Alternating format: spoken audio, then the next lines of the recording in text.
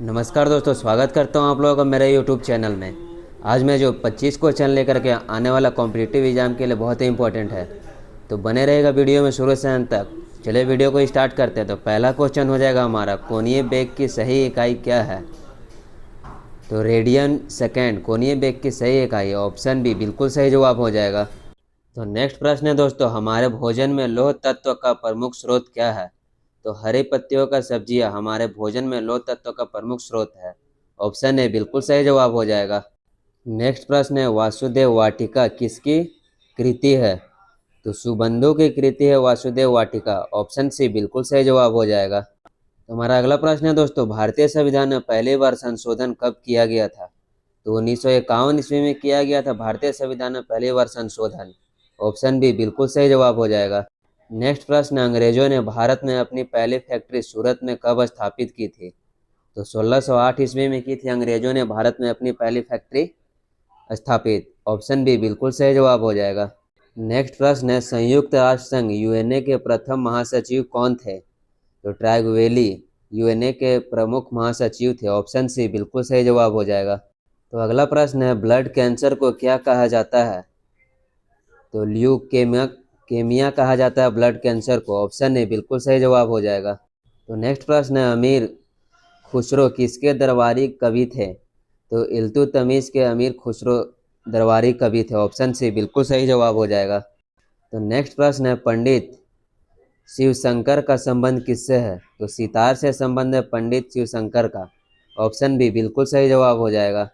तो नेक्स्ट प्रश्न है, तेल का सबसे बड़ा निर्यात कौन सा देश है? तो सऊदी अरब तेल का सबसे बड़ा निर्यात देश है। ऑप्शन ए बिल्कुल सही जवाब हो जाएगा। नेक्स्ट प्रश्न है दोस्तों, भारत के राष्ट्रीय पक्षी मोर को कब राष्ट्रीय पक्षी का सम्मान्यता दिया गया था? तो 1952 ईस्वी में दिया गया था राष्ट्रीय पक्षियों को समानता। ऑप्शन बी बिल्कुल सही जवाब हो जाएगा। तो हमारा अगला प्रश्न है, भारत में पहली बार जाति जनगणना कौन से ईस्वी में हुई थी? तो 1931 ईस्वी में हुई थी भारत में पहली बार जाति जनगणना। ऑप्शन बी बिल्कुल सही जवाब हो जाएगा। नेक्स्ट प्रश्न है, संयुक्त राष्ट्र की स्थापना के समय सदस्यों में देशों की संख्या कितनी थी? तो 51 देशों की संख्या थी। ऑप्शन बी बिल्कुल सही जवाब हो जाएगा। नेक्स्ट क्वेश्चन है, ट्रेकोमा रोग मानव शरीर के किस अंग को प्रभावित करता है?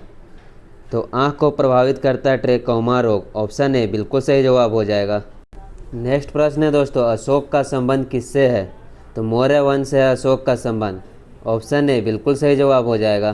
तो अगला प्रश्न है हमारा, ल्यूकोमिया किस प्रकार की बीमारी है? तो सफ़ेद रक्त कोशिकाओं का कैंसर ल्यूकोमिया कहलाता है। ऑप्शन ए बिल्कुल सही जवाब हो जाएगा। तो नेक्स्ट प्रश्न है, भारत का पहला महिला राष्ट्रपति कौन थी? तो प्रतिभा पाटिल भारत का पहली महिला राष्ट्रपति थी। ऑप्शन ए बिल्कुल सही जवाब हो जाएगा। नेक्स्ट प्रश्न है दोस्तों, सांची स्तूपा किस राज्य के नज़दीक स्थित है? तो मध्य प्रदेश के स्थित है सांची स्तूपा। ऑप्शन ए बिल्कुल सही जवाब हो जाएगा। हमारा अगला प्रश्न है, GSAT 31 क्या है? तो संचार उपग्रह GA31 को कहा जाता है। ऑप्शन ए बिल्कुल सही जवाब हो जाएगा। तो हमारा अगला प्रश्न है, विक्रम साराभाई को किस संगठन की स्थापना का श्रेय दिया गया है? तो इसरो का, भारतीय अंतरिक्ष अनुसंधान संगठन इसरो का श्रेय दिया गया है विक्रम साराभाई को। ऑप्शन ए बिल्कुल सही जवाब हो जाएगा। तो अगला प्रश्न है दोस्तों, निम्न में से कौन सा राज्य भारत में लिग्नाइट को सबसे ज़्यादा उत्पादित करता है? तो तमिलनाडु लिग्नाइट को सबसे ज़्यादा उत्पादन करने वाला राज्य। ऑप्शन ए बिल्कुल सही जवाब हो जाएगा। तो हमारा अगला प्रश्न है दोस्तों, भारत के संविधान की 8वीं अनुसूची में वर्तमान में कितनी भाषाएं शामिल है?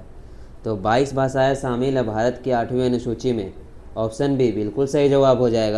तो हमारा अगला प्रश्न है, पोलेरिस रात में आकाश में लगभग एक ही स्थान पर क्यों दिखाई देता है, जबकि अन्य तारे सूर्य एवं पूर्व के पश्चिम की ओर चलते हुए दिखाई देते हैं?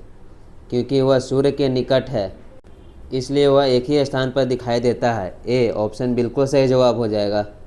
तो हमारा अगला प्रश्न है, भारत में संघ लोक सेवा आयोग UPSC का संगठन किस संवैधानिक प्रावधान के अनुसार हुआ था? तो अनुच्छेद 315 के अनुसार हुआ था UPSC का संगठन संविधान का प्रावधान। ऑप्शन ए बिल्कुल सही जवाब हो जाएगा। तो अगला प्रश्न है दोस्तों, मानव मस्तिष्क का औसत वजन कितना होता है? तो मानव मस्तिष्क का औसत वजन 1400 ग्राम होता है। ऑप्शन सी बिल्कुल सही जवाब हो जाएगा। अगर हमारा वीडियो अच्छा लगे तो लाइक कमेंट शेयर सब्सक्राइब करेगा। मिलते हैं अगले वीडियो में, तब तक के लिए जय हिंद जय भारत।